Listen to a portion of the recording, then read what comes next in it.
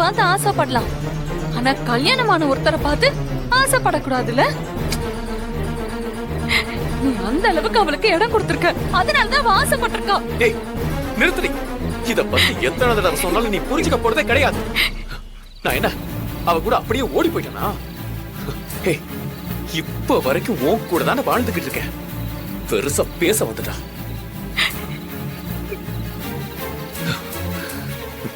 பிருந்தா, எப்போ husband and wife லைஃபுக்குள்ள சந்தேகங்கிறது ஒண்ணு வருதோ அப்பவே எல்லாம் முடிஞ்சு போச்சுன்னு அர்த்தம்.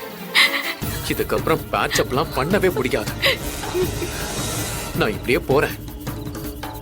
நீ உன் லைஃப பாத்துக்கோ.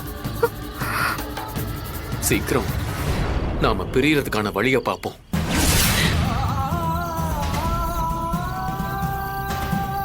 Karthik, please please Karthik. Past is past Karthik. எனக்கு இந்த குழந்தைய பெத்துக்கணும்னு ரொம்ப ஆசையா இருக்கு கார்த்திக். இந்த குழந்தைக்காகவாவது நம்ம சேரலாம்ல. பழசு எல்லாத்தையும் மறந்துடலாம் கார்த்திக். எனக்கு உன் கூட வாழ விருப்பம் இல்ல. சோ இந்த குழந்தைய வச்சு என்ன கட்டி போற பிளான்லாம் வேணாம்.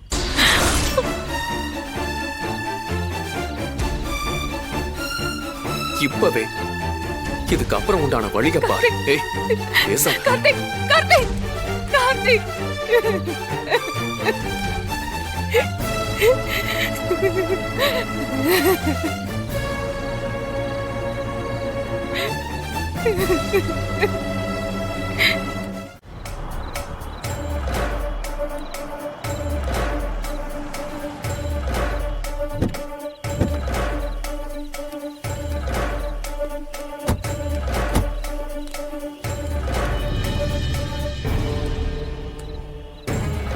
வாங்க பார்ட்னர், வாங்க. என்ன பார்ட்னர், அந்த மார்ன் செய்யறதுக்கு இவ்வளோ லேட்டாக வருவீங்க? ஒன்னா 2 ரூம் போட சொன்னே, போட்டியா? அதெல்லாம் போட்டாச்சு.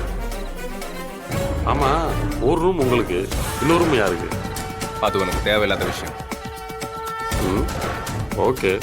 நீ முதல்ல இன்னைக்கு நைட்டு எல்லாரும் கோவில் இருக்க மாதிரி பார்த்துக்கோ. மற்றதை நான் பார்த்துக்கிறேன். கோயில் என்ன பிளானு? அதெல்லாம் உங்ககிட்ட சொல்லிட்டு இருக்க முடியாது. சொன்னதை செய். ஓகே. எப்படியா இருந்தாலும் நீங்கள் பெருசாக பிளான் பண்ணுவீங்க. எனக்கு வீரா என் கைக்கு வந்தால் போதும். அந்த குடும்பம் பழையபடி பிரிஞ்சு நிற்கணும், அவ்வளோதான். உனக்கு வேண்டியது நடக்கும், நீ கவலைப்படாத. சரி, ஹோட்டல் அட்ரஸ்?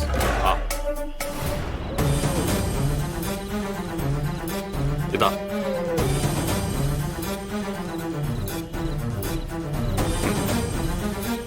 ஏய் சார், வண்டி எடு.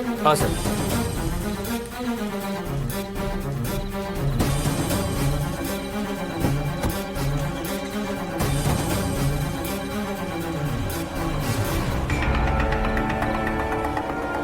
அப்படி என்ன பண்ண போறான்?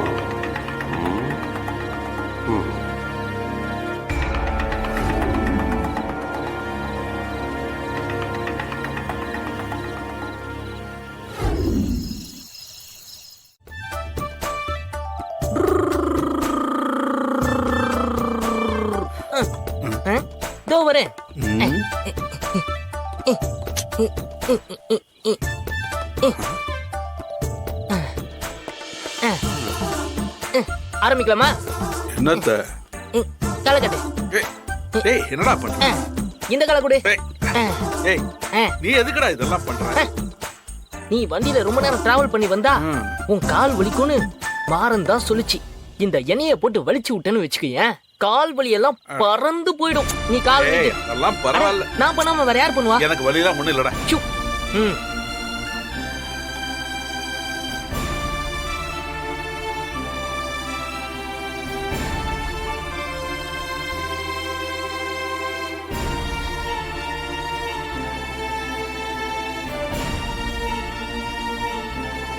டேய் கத்தி, சொல்லுப்பா. உங்க அப்பா அம்மாலாம் எங்கடா இருக்காங்க? அப்பா பிறந்த 3 நாளே தவறிட்டாரு. எனக்கு அம்மா மட்டும்தான், அதுதான் என்ன வளர்த்துச்சு. நான் வேற உயரம் ரொம்ப கம்மியா இருப்பேனா, எல்லாரும் என்ன கேலி பண்ணுவாங்க. அது ரொம்ப கஷ்டமா இருக்கும் எனக்கு. ஏன்பா நான் இப்படி பிறந்தது ஏன் தப்பா என்ன? இல்லப்பா. ஆளுக்கு என்ன தலையிலேயே அடிப்பாங்க. எல்லாரும் என்னை விட வளர்த்தியா இருப்பாங்களா, அவங்கள திருப்பி அடிக்கிறதுக்கு கூட பயம். என்னை பத்தி கவலைப்பட்டு எங்க அம்மாவும் போயிடுச்சு. ஒருத்தர் கூட எதுவும் உதவி செய்யல. அப்ப கூட என் மேல யாரும் பாவம் பார்க்கல. என்ன அடிச்சுக்கிட்டே இருப்பானுங்க.